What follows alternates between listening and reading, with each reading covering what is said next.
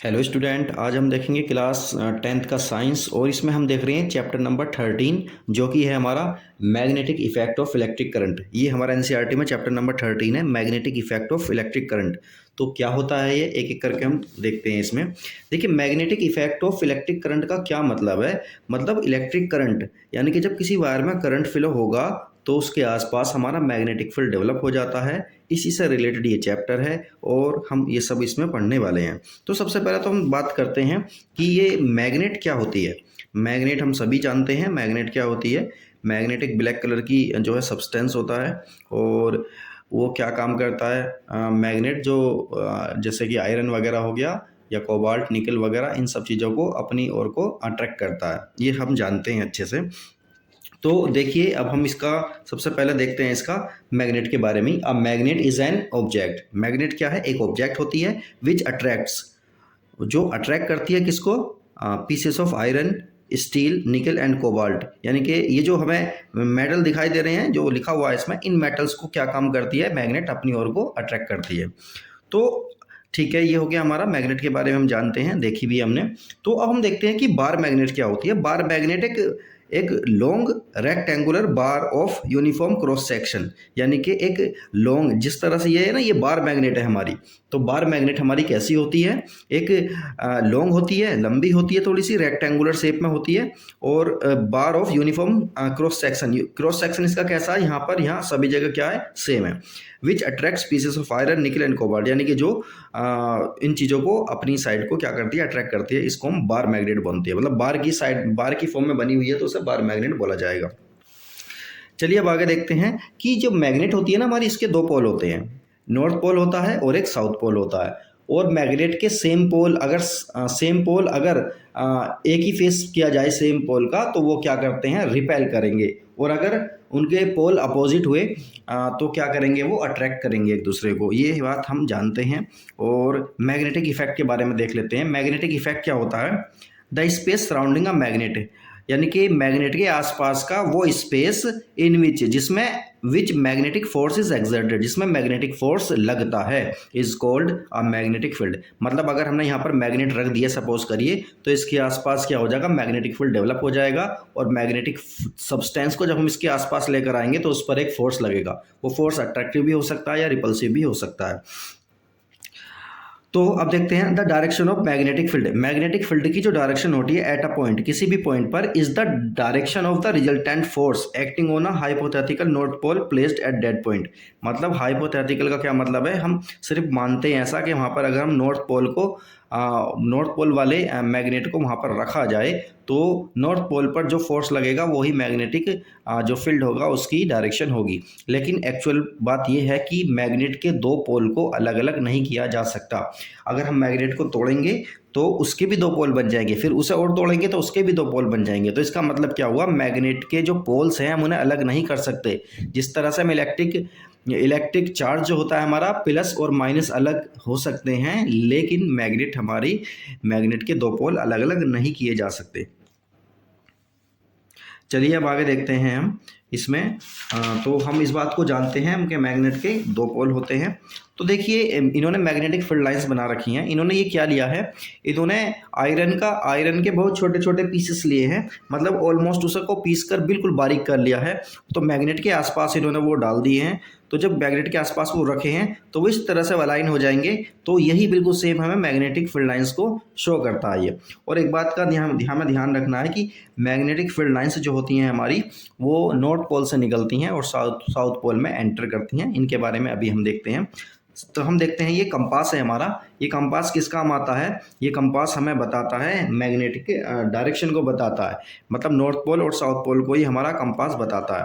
मतलब हमने यहाँ पर मैग्नेट रख दिया, मैग्नेट है हमारी यहाँ पर। तो मैग्नेट के आसपास जब हम इसको कंपास को लेकर आएंगे तो ये जो हमारी निडल है ये हमारी डिफ्लेक्ट होगी और मैग्नेटिक फील्ड की डायरेक्शन को बताएगी। चलिए अब हम देखते हैं to plot the magnetic field pattern. Magnetic field pattern को हमें क्या करना है? ड्रॉ करना है। और टू अ बार मैग्नेट के लिए, ठीक है, बाय यूजिंग आ कंपास, यानी इसी कंपास को हम इस यूज़ करेंगे। और ये देखिए हमारी बार मैग्नेट है। बार मैग्नेट में हमने यहाँ पे क्या किया है, देखो ये एन पोल है इसका, ये एस पोल है, एन मतलब नॉर्थ पोल, एस मतलब साउथ पोल है। तो यहाँ पर हम ये अपना कंपास है, इसको यहाँ पर पुट करेंगे। कंपास की जो निडल होगी, निडल जिस डायरेक्शन को बताएगी वहाँ पर हम क्या कर लेंगे, पॉइंट लगा देंगे। फिर उसके आगे हम अपने कंपास को रखेंगे। फिर कंपास की जो निडल है जिस डायरेक्शन को बताएगी वहाँ पर भी हम एक पॉइंट लगा देंगे। इस तरह से करते करते हम क्या करेंगे, सारे पॉइंट्स को जब हम जोड़ते हैं तो वो मैग्नेटिक फील्ड लाइंस हमें बताता है। तो magnetic field lines north pole से निकलती हैं और साउथ पोल में एंटर करती हैं, ये मैग्नेट के बाहर। मैग्नेट के बाहर क्या होता है, मैग्नेटिक फील्ड लाइंस की डायरेक्शन होती है नॉर्थ पोल से साउथ पोल की ओर। और मैग्नेट के अंदर भी मैग्नेटिक फील्ड लाइंस होती हैं, वो एस पोल से नॉर्थ पोल की ओर होती हैं। तो देखिए इन्होंने यहाँ पर एक मैग्नेटिक फील्ड लाइंस को बिल्कुल पूरी तरह से इन्होंने प्लॉट करके दिखा दिया है। तो ये मैग्नेट का एन पोल है, ये मैग्नेट का एस पोल है, और इसका नाम क्या है, बार मैग्नेट है। तो देखिए बार मैग्नेट में क्या हो रहा है, ये एन पोल से निकल रही हैं, एस पोल में एंटर कर रही हैं, एन पोल से निकल रही हैं, एस पोल में एंटर कर रही हैं। तो ये हो गई हमारी मैग्नेटिक फील्ड लाइंस। इस तरह से हमारी ये मैग्नेटिक फील्ड लाइंस हम ड्रॉ कर सकते हैं। और इसमें मैग्नेटिक फील्ड लाइंस की कुछ प्रॉपर्टी होती हैं, इनको भी हम देखते हैं। तो पहली बात क्या है हमारा, the magnetic field lines leave the north pole of a magnet and enter its south pole. N pole को लीव करती हैं, मतलब छोड़ती हैं, और एस पोल में एंटर करती हैं, ये हम जानते हैं। The strength of magnetic field is indicated by the degree of closeness of the fields. मतलब मैग्नेटिक फील्ड की स्ट्रेंथ कहाँ पर है, इस बात का हम कैसे पता करेंगे, जहां मैग्नेटिक फील्ड लाइंस आपस में बहुत पास पास है, करीब करीब है, वहां पर मैग्नेटिक फील्ड लाइंस हमारा ज़्यादा होगा। और जहां मैग्नेटिक फील्ड लाइंस दूर दूर है वहां पर मैग्नेटिक फील्ड की स्ट्रेंथ क्या होगी, वहां पर कम होगी। इस बात को हम देख सकते हैं आसानी के साथ। चलिए अब हम प्रॉपर्टी के बारे में देख लेते हैं कि properties of magnetic field lines. Magnetic field lines की क्या क्या प्रॉपर्टी होती है। तो पहली प्रॉपर्टी क्या है, पहली प्रॉपर्टी हमारी ये है कि the magnetic field lines originate from the north pole, मतलब नॉर्थ पोल से निकलेंगी, of a magnet and at its south pole, और साउथ पोल में क्या कर जाएंगी, एंड कर जाएंगी, मतलब साउथ पोल में एंटर करेंगी, नॉर्थ पोल से निकलेंगी। चलिए दूसरा है हमारा magnetic field lines come closer. Magnetic field lines closer होती हैं तो one another near the poles of a magnet. Magnet के आसपास मैग्नेटिक फील्ड लाइंस क्या होती हैं, क्लोज होती हैं, but they are widely separated at other place. और दूसरे प्लेसेस पर क्या होती हैं, वो बहुत दूर दूर होती हैं। इससे हम ये पता कर सकते हैं कि मैग्नेट के पोल के आसपास मैग्नेटिक फील्ड की जो स्ट्रेंथ रहती है वो ज़्यादा रहती है, और पोल से दूर जाने पर मैग्नेटिक फील्ड की जो स्ट्रेंथ है वो हमारी कम हो जाती है। तीसरी बात है हमारी इसमें, the magnetic field lines do not intersect one another. Magnetic field line एक दूसरे को इंटरसेक्ट नहीं करेंगी। तो मैग्नेटिक फील्ड लाइंस एक दूसरे को इंटरसेक्ट नहीं करेंगी। और जो फोर्थ नंबर की बात है जो कि इसमें नहीं दी हुई, फोर्थ नंबर की बात ये, मैग्नेटिक फील्ड लाइंस जब नॉर्थ पोल से निकलेंगी तो नॉर्मली निकलेंगी, और जब एंटर करेंगी तो वो भी नॉर्मली एंटर करेंगी। और मैग्नेटिक फील्ड लाइंस की जो डायरेक्शन होती है मैग्नेट के अंदर, वो साउथ पोल से नॉर्थ पोल की ओर होती है। मैग्नेटिक फील्ड लाइंस एक क्लोज लूप बनाती हैं, electric field lines close loop नहीं बनाती, लेकिन magnetic field lines close loop बनाती हैं। तो चलिए अब हम बात करते हैं मैग्नेटिक फील्ड ऑफ अर्थ। अर्थ के मैग्नेटिक फील्ड के बारे में हम बात कर लेते हैं।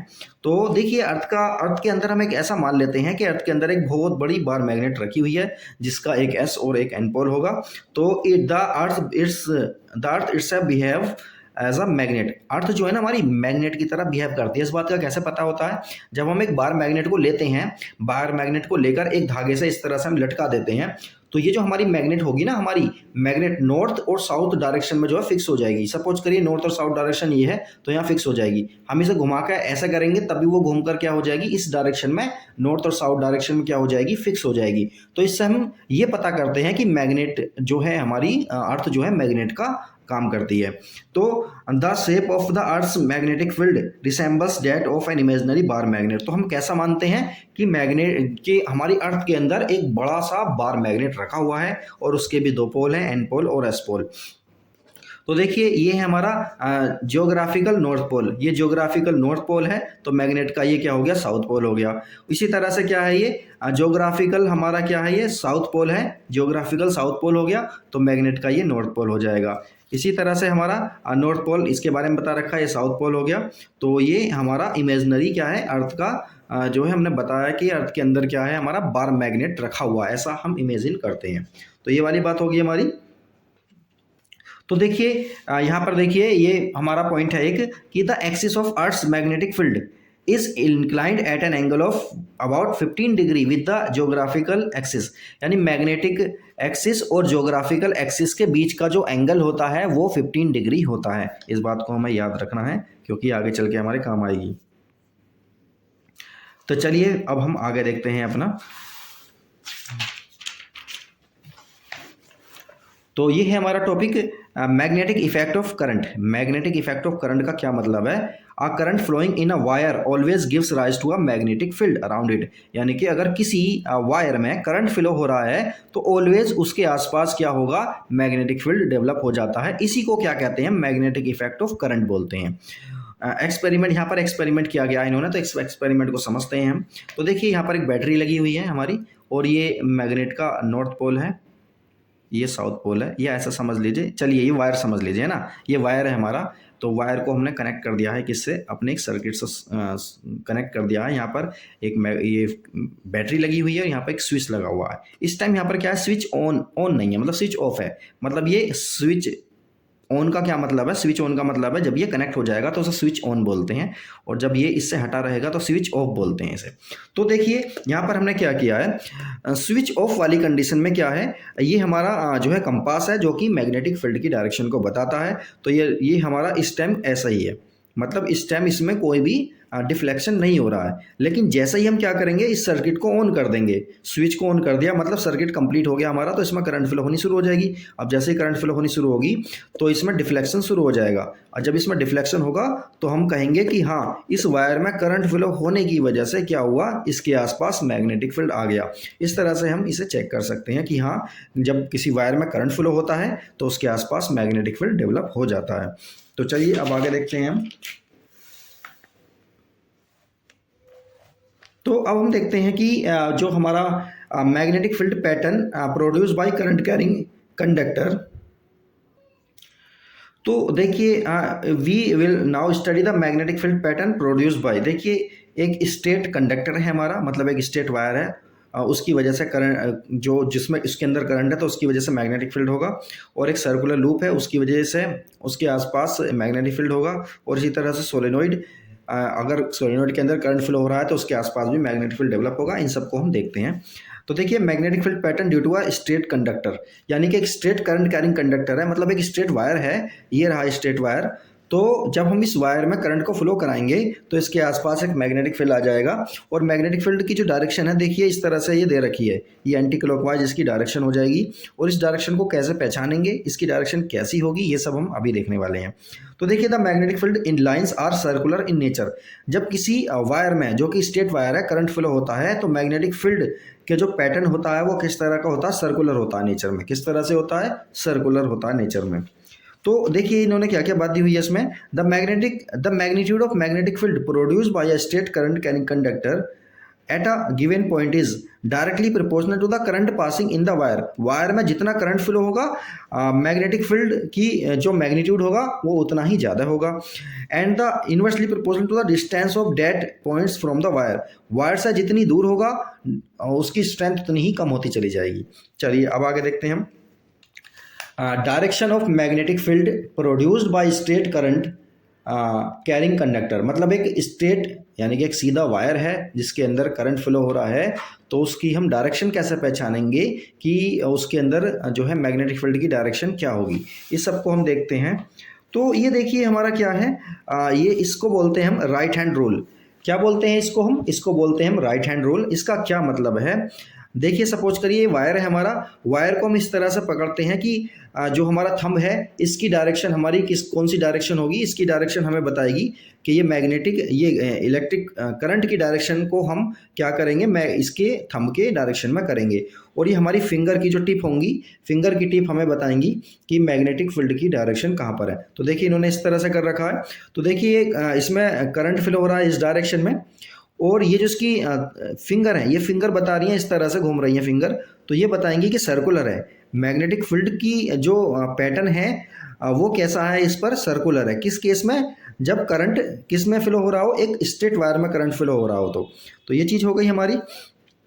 इसी तरह से अब हम देखेंगे कि सर्कुलर लूप के लिए देखते हैं हम। सर्कुलर लूप के लिए क्या पैटर्न होगा, तो देखिए सर्कुलर लूप है हमारा, ये इन्होंने पूरा जो है सर्किट बना रखा है, तो ये सर्कुलर लूप हो गया हमारा ये वाला, ठीक है। सर्कुलर लूप में जैसी करंट फ्लो होगी तो मैग्नेटिक फील्ड की डायरेक्शन को हम कैसे बताएंगे, तो देखिए यहाँ पर मैग्नेटिक फील्ड की डायरेक्शन यहाँ पर सर्कुलर है, यहाँ पर सर्कुलर है, और यहाँ पर देखिए इस तरह से यहाँ पे स्ट्रेट है। इसको किस तरह से बताएंगे, तो देखिए सर्कुलर है ये, तो उसी तरह से हम काम करेंगे कि मैग्नेटिक जो हमारा इलेक्ट्रिक फील्ड है उसकी डायरेक्शन को हम अपने थंब की डायरेक्शन में करेंगे, और ये टिप जो होंगी फिंगर की टिप, ये अंदर की साइड में बता रही है, ठीक है। तो ये अंदर की साइड में हमारा क्या होगा, इसमें जो है मैग्नेटिक फील्ड की डायरेक्शन होगी, इस तरह से हम बता सकते हैं। या कह सकते हैं कि ये किसकी साइड को होगी, अगर इसमें करंट क्लॉकवाइज फ्लो हो रही है तो मैग्नेटिक फील्ड की जो डायरेक्शन होगी वो इनवर्ड होगी, अंदर की साइड अगर देखेंगे, मतलब सेंटर की साइड देखेंगे तो वो इनवर्ड होगी मैग्नेटिक फील्ड की डायरेक्शन, किसी भी जगह पर हम देख सकते हैं। और इसके बाहर यानी कि ये जो लूप है सर्कुलर लूप, इसके बाहर की साइड को होगी, तो इसके बाहर यानी आउटसाइड में आउटसाइड होगी, और इसके अंदर इनवर्ड होगी। तो इस चीज़ को हम देख सकते हैं आसानी के साथ।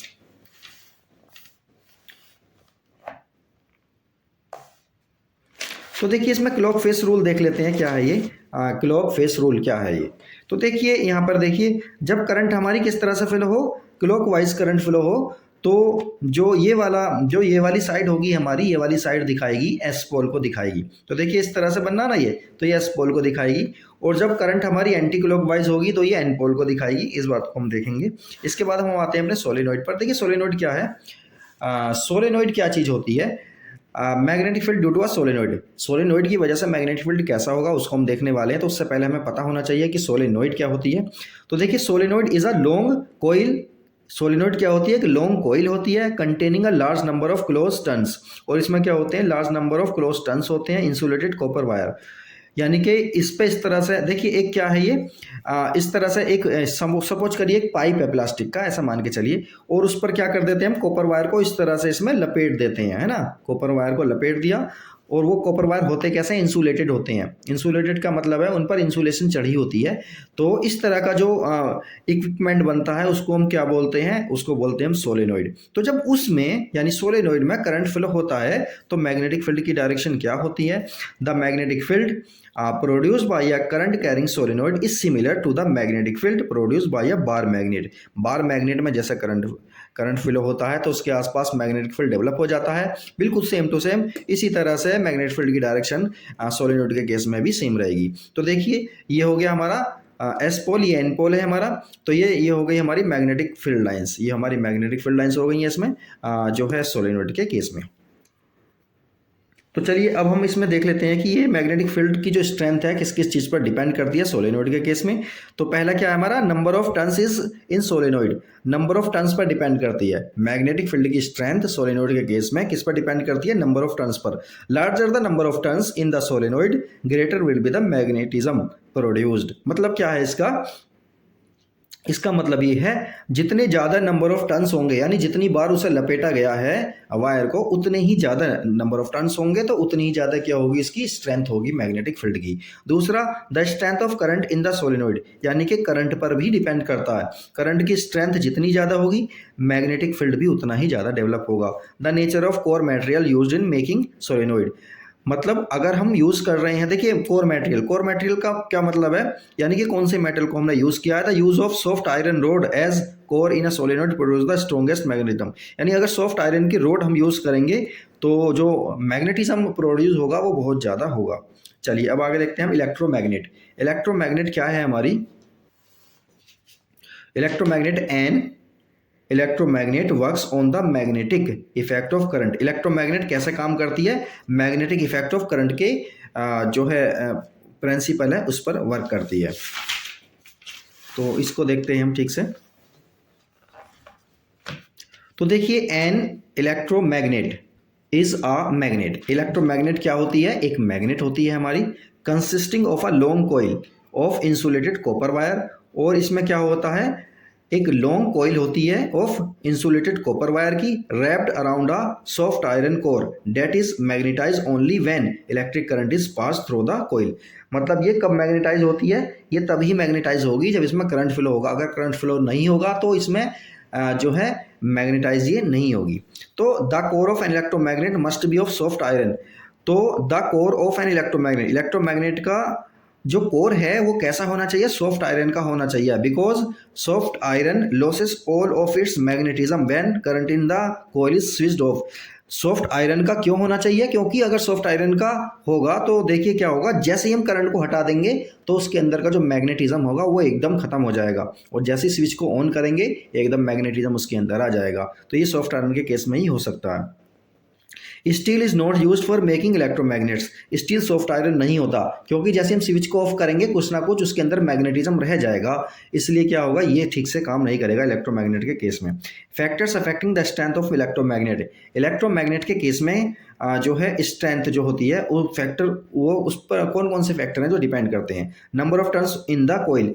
If we increase the number of turns in coil the strength of the electromagnet increase. तो इलेक्ट्रोमैग्नेट की जो स्ट्रेंथ है वो इंक्रीज हो जाएगी कब, जब हम टर्न को ज़्यादा कर देंगे, बढ़ा देंगे। Currents flowing in the coil. Current को अगर हम बढ़ा रहे हैं तो इलेक्ट्रोमैग्नेट की जो स्ट्रेंथ है बढ़ जाएगी। इसी तरह से length of air gap between its pole. If we reduce the length of an air gap between the poles of electromagnet then its strength increases.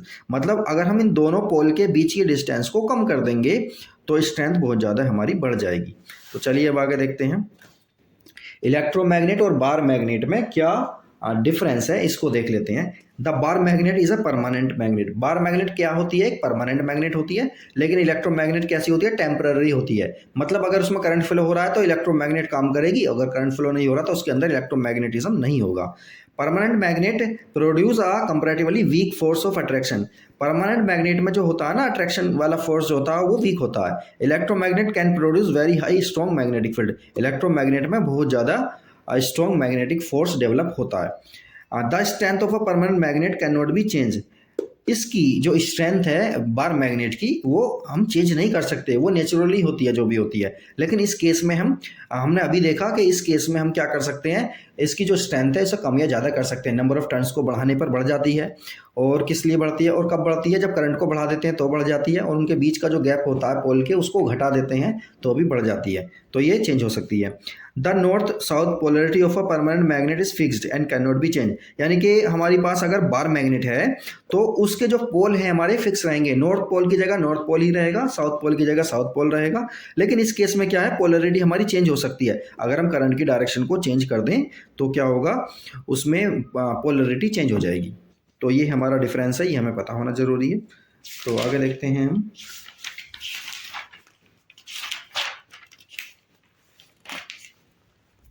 तो ये तो हम देखेंगे नहीं, आगे देखते हैं।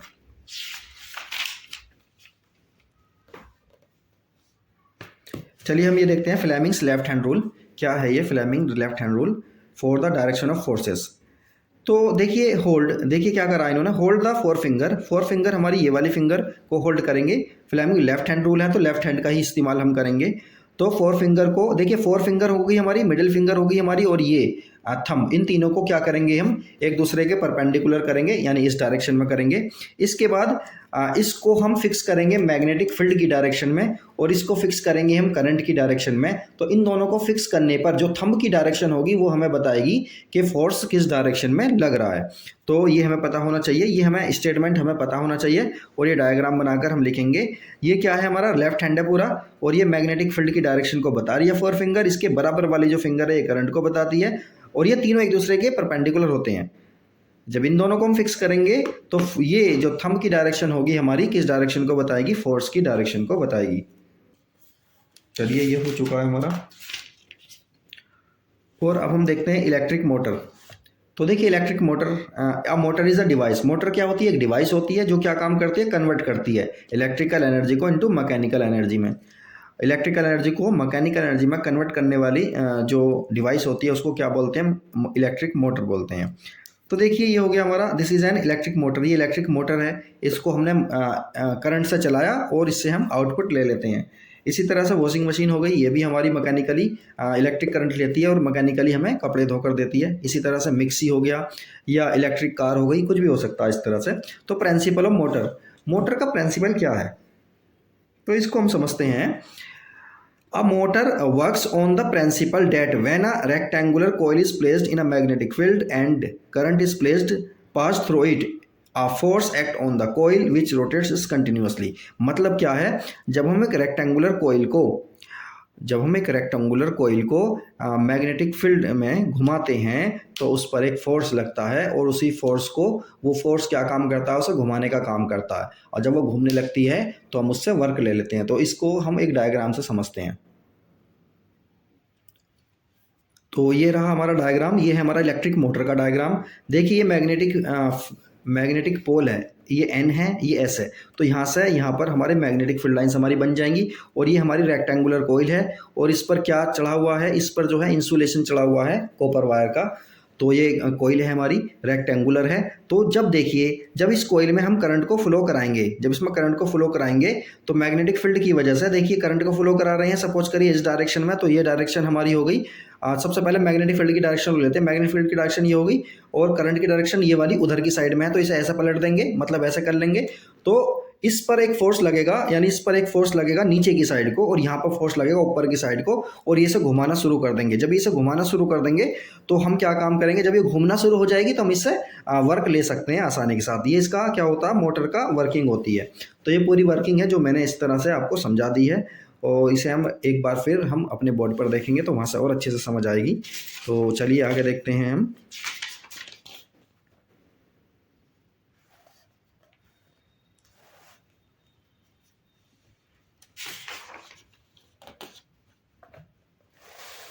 तो अब देखते हैं हम, देखिए Fleming's right hand rule for the direction of induced current. Induced current की डायरेक्शन को बताने के लिए हम फ्लेमिंग्स का राइट हैंड रूल का इस्तेमाल करेंगे। राइट हैंड रूल हमारा ये है, तो ये राइट हैंड हो गया हमारा। तो इसमें देखिए क्या क्या चीज़ें हैं। मैग्नेटिक फील्ड की डायरेक्शन वही वाली हो गई, पहली वाली फिंगर 4 फिंगर हमें क्या बताएगी, मैग्नेटिक फील्ड की डायरेक्शन को बताएगी। और ये वाली मिडिल फिंगर हमारी इंड्यूस्ड करंट को बताएगी। तो ये वाली जो हमारी जो हमारा थंब है, ये किसकी डायरेक्शन को बताएगा, ये फोर्स की डायरेक्शन को या फिर मोशन की डायरेक्शन को बताता है। तो ये राइट हैंड है हमारा, राइट हैंड थंब रूल है। इसको यहाँ पे देख लीजिए, ये इसका स्टेटमेंट लिखा हुआ है। तो ये पूरा का पूरा स्टेटमेंट है, आप इसे देख सकते हैं जैसा कि हमने समझाया। लेकिन तीनों के तीनों एक दूसरे के क्या होते हैं, परपेंडिकुलर होते हैं। तो अब हम देखते हैं हमारा करंट के बारे में देखते हैं। Direct current and alternating current, दो तरह की हमारी करंट होती है। एक होती है डायरेक्ट करंट जिसे डीसी बोलते हैं, एक होती है हमारी अल्टरनेटिंग करंट जिसे एसी बोलते हैं। तो if the current flows in one direction only it is called a direct current. जब करंट हमारी एक ही डायरेक्शन में फ्लो होती है तो इस तरह की करंट को क्या बोलते हैं, हम डायरेक्ट करंट बोलते हैं। If the current reverses direction after equal interval of time it is called alternating current. यानी अगर करंट हमारी डायरेक्शन को बार बार चेंज कर रही है तो इस तरह की करंट को क्या कहते हैं, हम अल्टरनेटिंग करंट बोलते हैं। Alternating current is written in short form as AC. Alternating current को शॉर्ट फॉर्म में क्या लिखते हैं, एसी लिखते हैं। Most of the power stations in India generate alternating current, यानी कि इंडिया में ज़्यादातर जो पावर स्टेशन हैं वो एसी को ही जनरेट करते हैं। Alternating currents produce in India reverses its direction every 1/100 second, यानी 1 सेकंड के 100वें भाग में क्या है, ये अपनी डायरेक्शन को चेंज करती है। तो the positive and negative polarity of N alternating current is not fix, यानी कि पॉजिटिव और नेगेटिव पोलरिटी को हम अल्टरनेटिंग करंट पर नहीं बता सकते कि कौन सा पॉजिटिव है कौन सा नेगेटिव है। Some of the sources which produce alternating currents are power house generator. Power house generator होते हैं जो एसी को क्या करते हैं, जनरेट करते हैं। कार अल्टरनेटर्स होते हैं, बाइसिकल डायनामोज होते हैं। An important advantage of alternating current is that alternating current can be transmitted over long distance without much loss। यानी कि अल्टरनेटिव करंट का हमें सबसे बड़ा फ़ायदा ये होता है कि अल्टरनेटिव करंट को एक जगह से बहुत दूर की डिस्टेंस तक ले जाया जा सकता है बहुत कम लॉस के साथ। तो ये हो गया हमारा। और उसके बाद हम देखते हैं अल्टरनेटिव जनरेटर वगैरह देखते हैं अपना। तो जनरेटर देखेंगे फिर हम और भी देखेंगे। तो अब हम देखते हैं इलेक्ट्रिक जनरेटर। इलेक्ट्रिक जनरेटर क्या होता है, इलेक्ट्रिक जनरेटर क्या है, the electric generator converts mechanical energy into electrical energy. मतलब एक ऐसी डिवाइस जो मैकेनिकल एनर्जी को इलेक्ट्रिकल एनर्जी में कन्वर्ट करती है, क्या बोलते हैं उसे, इलेक्ट्रिक जनरेटर बोलते हैं। लेकिन इलेक्ट्रिक मोटर के केस में क्या था, इलेक्ट्रिक मोटर के केस में ये था एक ऐसी डिवाइस जो इलेक्ट्रिकल एनर्जी को मैकेनिकल में कन्वर्ट करती है, उसे बोलते हैं इलेक्ट्रिक मोटर। लेकिन यहाँ पर क्या है, मैकेनिकल एनर्जी को इलेक्ट्रिकल एनर्जी में कन्वर्ट करने वाली डिवाइस इलेक्ट्रिक जनरेटर कहलाती है। तो प्रिंसिपल देखते हैं इसका, किस प्रिंसिपल पर ये वर्क करता है। तो देखिए प्रिंसिपल है इसका, the electric generator works on the principle. Electric generator work करता है ऑन द प्रिंसिपल, उस प्रिंसिपल पर, डैट कि when a straight conductor is moved in a magnetic field, जब एक स्ट्रेट कंडक्टर को मूव किया जाता है मैग्नेटिक फील्ड में, देन करंट इज इंड्यूस्ड, तो अब क्या होता है, करंट इंड्यूस्ड हो जाती है इन द कंडक्टर, तो कंडक्टर के अंदर करंट इंड्यूस्ड हो जाती है। इस प्रिंसिपल पर हमारा इलेक्ट्रिक जनरेटर वर्क करता है। अब इलेक्ट्रिक जनरेटर जो होते हैं हमारे टू टाइप्स के होते हैं। पहला है हमारा अल्टरनेटिंग करंट जनरेटर यानी एसी जनरेटर, दूसरा है हमारा डायरेक्ट करंट जनरेटर या फिर बोल सकते हैं उसे डीसी जनरेटर। अब हम एक एक करके दोनों को देखते हैं। सबसे पहले हम एसी जनरेटर के बारे में देखते हैं।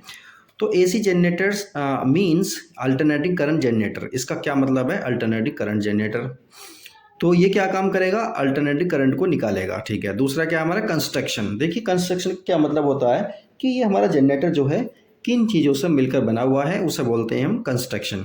तो a simple AC generator consist of a rectangular coil ABCD, यानी कि एक सिंपल जनरेटर जो होता है हमारा एसी जनरेटर वो उसमें क्या होता है, रेक्टेंगुलर कोइल होती है एबीसीडी, यानी कि ये वाली जो कोइल हमें नज़र आ रही है एबीसीडी ये इसके अंदर होती है।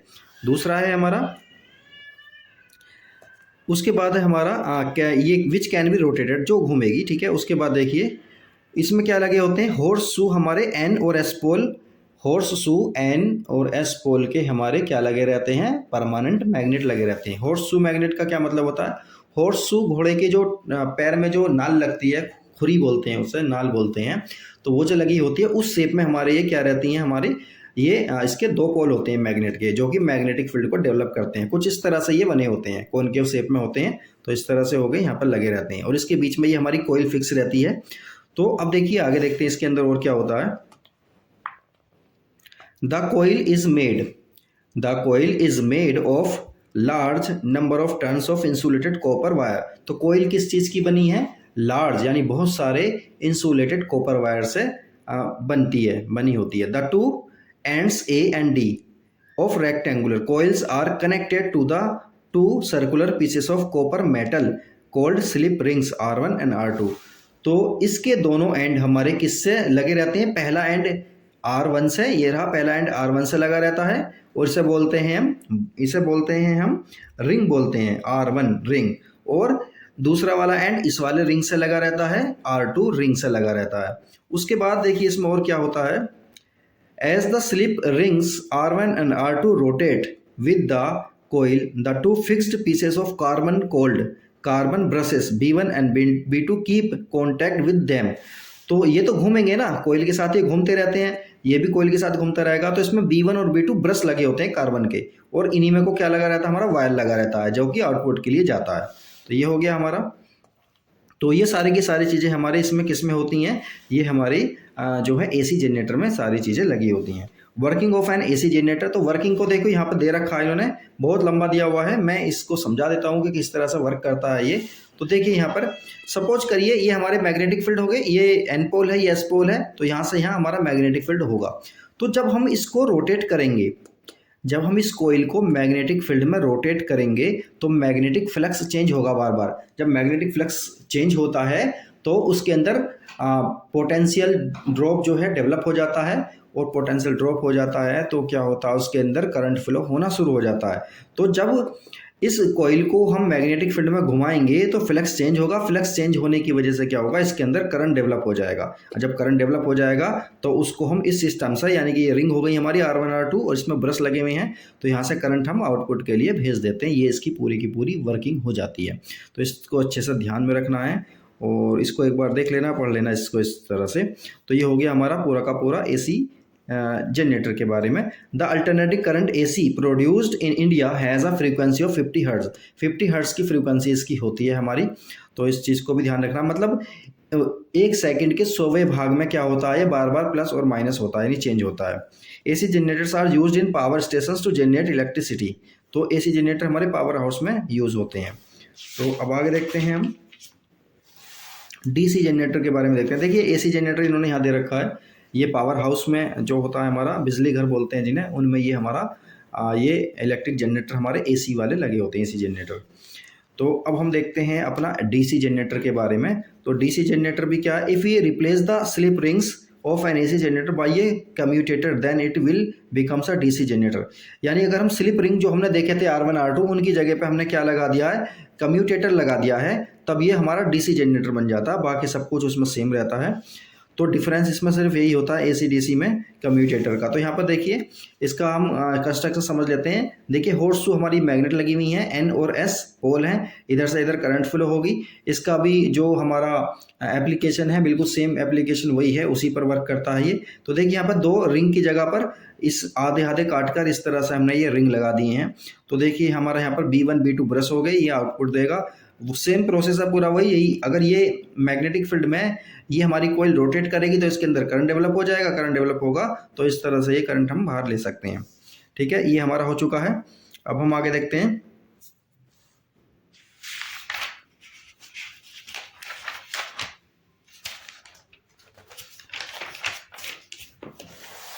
चलिए डोमेस्टिक सर्किट को देख लेते हैं। ये इसका डायग्राम बहुत अच्छा हमें NCERT में मिल जाएगा, लेकिन फिलहाल हम यहाँ देख कर चलते हैं कि देखिए क्या होता है। सबसे पहले मैंने आपको बताया था कि जो हमारे घरों के सर्किट्स होते हैं वो जो है पैरेलल होते हैं कनेक्ट। अगर वो सीरीज में कनेक्ट होंगे तो एक अगर उसमें से इंस्ट्रूमेंट हमारा ख़राब हो गया तो बाकी सारे इंस्ट्रूमेंट ख़राब हो जाएंगे। दूसरा उसमें ये भी प्रॉब्लम होती है कि सभी का स्विच एक करना होता है। अगर एक चीज़ को हम ऑफ करते हैं तो सारे इंस्ट्रूमेंट हमारे ऑफ हो जाते हैं। तो इसलिए सीरीज सर्किट नहीं लगाते हैं घरों में। हम कैसा लगाते हैं, पैरेलल लगाते हैं। पैरेलल लगाने पर क्या होगा, अगर एक इंस्ट्रूमेंट ख़राब हो जाता है तो बाकी सारे काम करते रहते हैं और सभी के स्विच हमारे अलग अलग होते हैं। एक को चला सकते हैं, दूसरे को बंद भी किया जा सकता है। तो देखिए इसमें क्या क्या चीज़ें होती हैं। तो देखिए यहाँ से हमारी ये बाहर से हमारी ये वायर आ रहे हैं हमारे घर में। तो देखिए यहाँ पर क्या क्या होता है, इसमें 3 वायर होते हैं हमारे। 3 वायर कौन कौन से होते हैं, देखिए सबसे बाहर से जो वायर आएंगे हमारे, एक होता है लाइव वायर होता है, इसे L बोलेंगे। एक होता है न्यूट्रल वायर जिसे अर्थ का तार बोल देते हैं। ये अर्थ का तार बोल देते हैं वैसे सब। वो 2 तार हमारे वहाँ से कहाँ से आते हैं, मतलब बाहर से आते हैं, यानी कि वो समझ लो बिजली घर से आ रहे हैं। उसके बाद लाइव वायर जो होता है ना, उसमें हम मेंस फ्यूज़ लगा देते हैं। उसमें फ्यूज़ लगा दिया हमारा, और ये दोनों के दोनों हमारे कहाँ चले जाते हैं, मीटर में चले जाते हैं। जो हमारा इलेक्ट्रिक मीटर होता है ना, जिससे हम रीडिंग का पता करते हैं, उस वाले मीटर में ये चले जाते हैं। मीटर में जाने के बाद फिर क्या होता है, ये हमारे घर का मेन स्विच होता है। अब मेन स्विच से हम क्या करते हैं, इसको हम काट सकते हैं तो हमारी बिजली खत्म हो जाती है, यानी हमारे घर में बिजली कट हो जाएगी। उसके बाद हमारा कंज्यूमर्स फ्यूज़, हमारे कंज्यूमर्स फ्यूज़ लगे होते हैं, यानी कि अपने खुद के फ्यूज़ लगे होते हैं। लाइव वायर में ही हम फ्यूज़ को लगाएंगे। इसके बाद देखिए क्या होता है हमारा, देखिए एक लाइव वायर है हमारा और एक हमारा जो है कौन सा वायर है, एक हमारा है न्यूट्रल वायर। इन दोनों वायर की हेल्प से क्या करते हैं, कोई भी इंस्ट्रूमेंट हमारा वर्क करता है। जैसे कि ये बल्ब लगा दिया इन्होंने, तो देखिए इसमें बल्ब में देखो, एक तो ये हो गया हमारा लाइव वायर हो गया, यहाँ पे स्विच लगा दिया हमने, लाइव वायर में स्विच लगाएंगे। और ये हो गया हमारा न्यूट्रल वायर ये रहा हमारा। तो इस तरह से जैसे हम स्विच को ऑन करेंगे तो बल्ब हमारा जल जाएगा। तो इस तरह से दूसरी चीज़ लगा सकते हैं, फ़ैन हो गया, कोई भी चीज़ हम लगा सकते हैं। अब हम इसमें एक काम और करते हैं, जैसा कि हमारा जैसे ऐसा समझ लीजिए हमारा कोई भी इंस्ट्रूमेंट है तो उसमें हम एक एक्स्ट्रा वायर और लेकर चलते हैं। वो वायर हमारा बोलते हैं, उसे अर्थ वायर बोलते हैं, और वो जाकर हमारा अर्थ में ही कनेक्ट हो जाता है। इससे फ़ायदा ये होता है, जैसे कि हम रेफ्रिजरेटर है हमारा, फ्रिज है घर में, जब हम फ्रिज में कभी कभी ऐसा होता है करंट आ जाता है। अब वो करंट आता क्यों है, क्योंकि लाइव वायर का कोई ना कोई कनेक्शन उसकी मेटल बॉडी से हो जाता है। तो इससे क्या होता है, उसमें वायर में उसमें करंट फ्लो होना शुरू हो जाता है और हमें करंट लगता है उसमें। तो उससे क्या होता है, जब हम एक वायर को, एक्स्ट्रा वायर को उसके मेटल बॉडी से कनेक्ट करते हुए अर्थ में जोड़ देते हैं, तो जो एक्स्ट्रा करंट होता है एक्सेस में, वो करंट हमारा कहाँ चला जाता है, अर्थ में चला जाता है, और हमें शॉकिंग नहीं लगता, यानी हमें करंट नहीं लगता है। तो इसका बहुत बड़ा फ़ायदा होता है। तो चलिए अब आगे देखते हैं हम earthing of electrical appliance. Earthing देखते हैं हम, अर्थिंग का क्या मतलब है। अर्थिंग ऑफ इलेक्ट्रिकल अप्लायंस, मैंने अभी बताया कि जब हमारे वायर, कोई लाइव वायर हमारा किसी मेटल बॉडी से कनेक्ट हो जाता है हमारे इंस्ट्रूमेंट की, तो उसमें करंट आने लगता है। जब करंट आने लगता है तो उस बात का खतरा हो जाता है कि कहीं जो लाइट उसको पकड़ ना ले और उसको डैमेज ना कर दे, उसका नुकसान ना कर दे। तो इसलिए क्या करते हैं, हम एक एक्स्ट्रा वायर को लेते हैं और उसकी मेटल बॉडी से लगाकर टच करके सीधा कहाँ ले जाते हैं, उसे अर्थ में ले जाते हैं। इससे क्या होता है, एक्सेस वायर, यानी कि जब क्या होता है, जब उसमें करंट आता है तो वो उस वायर की वजह से कहाँ चला जाता है, वो अर्थ में चला जाता है और हमें शॉक लगने से बच जाता है। तो देखिए क्या होता है, देखिए इन्होंने ये डायग्राम बना कर दिखा रखा है, तो इसका बड़ा फ़ायदा होता है। तो ये सब हमें करना है, ठीक है। आगे देखिए इलेक्ट्रिक फ्यूज़ के बारे में बात कर लेते हैं पहले। इलेक्ट्रिक फ्यूज़ क्या होता है, देखिए N extremely large current can flow in domestic wiring under to circumstances, short circuiting and overloading. तो देखिए ये फ्यूज़ जो होता है ना हमारा, फ्यूज़ क्या काम करता है, फ्यूज़ जो होता है हमारा, जैसे कि मैंने अभी बताया लाइव वायर में हम फ्यूज़ को लगाते हैं। तो जब कभी ऐसा होता है कि बाहर से जो करंट आ रही है हमारी, वो कभी कभी किसी प्रॉब्लम की वजह से एक्सेस में आ जाती है, यानी बहुत ज़्यादा करंट आ जाती है, बहुत ज़्यादा करंट आ जाती है, तो हमारा अगर हमारे घर में फ्यूज़ ना लगा हो तो हमारे घर के सारे इंस्ट्रूमेंट जो चल रहे होते हैं उस टाइम सब जल जाते हैं, ख़राब हो जाते हैं। तो हम क्या करते हैं, एक फ्यूज़ को हम उसमें लगा देते हैं लाइव वायर में। जब लाइव वायर में हम फ्यूज़ को लगाएंगे तो अगर करंट हमारी बहुत ज़्यादा आ जाती है, नॉर्मल से ज़्यादा आ जाती है, तो वो जो होता है ना हमारा फ्यूज़, उसका जो वायर है वो मेल्ट हो जाता है और सर्किट ब्रेक हो जाता है। तो हमारी जो करंट है ना वो हमारे घर तक नहीं आ पाती। इससे क्या होता है, वो फ्यूज़ जल जाता है, ख़राब हो जाता है, लेकिन हमारे घर के इंस्ट्रूमेंट जो हैं वो ठीक रहते हैं, वो ख़राब नहीं होते हैं। तो इसका बहुत बड़ा फ़ायदा होता है। तो देखिए अब हम देखते हैं कि ओवरलोड क्या होता है। Extremely large current can flow in domestic wiring under to circumstances, यानी कि ज़्यादा करंट कैसे आ सकती है, दो बातें हो सकती हैं, तो शॉर्ट सर्किट हो जाए या फिर ओवरलोडिंग हो जाए। शॉर्ट सर्किट और ओवरलोडिंग का क्या मतलब है ये हम समझते हैं। Touching of live wire and neutral wire directly is known as short circuit, यानी लाइव वायर और जो हमारा न्यूट्रल वायर है, जब ये दोनों के दोनों डायरेक्टली कॉन्टैक्ट में आ जाते हैं तो वहाँ पर क्या हो जाता है, उसे बोलते हैं शॉर्ट सर्किट हो गया है। तो ये बड़ा डैमेज करता है, इससे आग लग जाती है घरों में और बहुत कुछ होता है इससे। इसी तरह से हमारी ओवरलोडिंग का क्या मतलब है, the current flowing in domestic wiring at a particular time depends on the power rating of the appliance being used, यानी कि जो हम आप ये यूज़ करते हैं घरों के इंस्ट्रूमेंट, वो उस पर डिपेंड करती है जो करंट हमारी आ रही है बाहर से। If two many electrical appliance of high power rating, जैसे कि हम बहुत सारी चीज़ों को एक साथ चलाने लगे, जैसे कि इलेक्ट्रिक आयरन यानी कि प्रेस चला रहे हैं, वाटर हीटर, एयर कंडीशन, बहुत सारी चीज़ों को हम एक साथ चला रहे हैं और एक साथ ही वो क्या कर रहे हैं, उनका स्विच ऑन कर दिया है, they draw an extremely large current. तो सर्किट तो वो बहुत ज़्यादा करंट को क्या करेंगे, ड्रॉ करेंगे। जब बहुत ज़्यादा करंट को ड्रॉ करेंगे तो इसी को हम क्या बोलते हैं, ओवरलोडिंग बोलते हैं। तो इससे भी हमें बचना है। तो अब आगे देखिए अब एक चीज़ और देख लेते हैं, ये इनकी कलर कोडिंग देख लेते हैं। अर्थ वायर जो होता है हमारा वो ग्रीन कलर का होता है, लाइव वायर हमारा रेड कलर का होता है और जो न्यूट्रल वायर होता है हमारा वो ब्लैक कलर का रखते हैं। तो इस चीज़ को, कलर कोडिंग को ध्यान में रखना है क्योंकि ये बहुत ज़्यादा इंपॉर्टेंट है। तो अब आगे देखते हैं हम। तो एक बार फ्यूज़ के बारे में देख लेते हैं। देखिए फ्यूज़ कुछ इस तरह से होता है। फ्यूज़ ये वाला हमारा फ्यूज़ है और ये हमारा लाइव वायर है। तो देखिए यहाँ पर एक बहुत पतला सा एक तार लगा होता है। तो जब कभी भी हमारे घरों में बहुत ज़्यादा करंट आ जाता है तो ये वाला वायर जो है ना, ये वाला वायर जल जाता है, ख़राब हो जाता है। तो इससे क्या होता है, करंट का ब्रेक हो जाता है, सर्किट का ब्रेक हो गया। तो यहाँ से यहाँ करंट आ नहीं पाती, तो हमारे घर में करंट नहीं जा पाती, तो हमारे सारे इंस्ट्रूमेंट बच जाते हैं, बस ये हमारा जल जाता है। ये बहुत सस्ता आता है। तो इससे क्या होता है, सर्किट इसका ब्रेक हो गया तो करंट यहाँ से यहाँ नहीं आएगी, तो हमारे इंस्ट्रूमेंट बच जाएंगे आसानी के साथ। देखिए इस तरह के फ्यूज़ भी हमारे होते हैं। तो देखिए ग्लास की ट्यूब होती है और इसके इधर इधर मेटल की कैप लगी होती है और ये फ्यूज़ वायर लगा हुआ होता है। तो जब कभी करंट ज़्यादा आता है तो ये वाला सर्किट जो है, ये वाला वायर टूट जाता है, ब्रेक हो जाता है, जल जाता है। तो यहाँ से यहाँ करंट नहीं आ पाती और ये करंट आगे भी नहीं जा पाती। इस तरह से हमारे घर के इंस्ट्रूमेंट बच जाते हैं। तो देखिए इनका इन्होंने डायग्राम दे रखा है। ये हमारे फ्यूज़ वायर हैं और ये भी हमारा क्या है, फ्यूज़ है। इसे एमसीबी भी बोल देते हैं।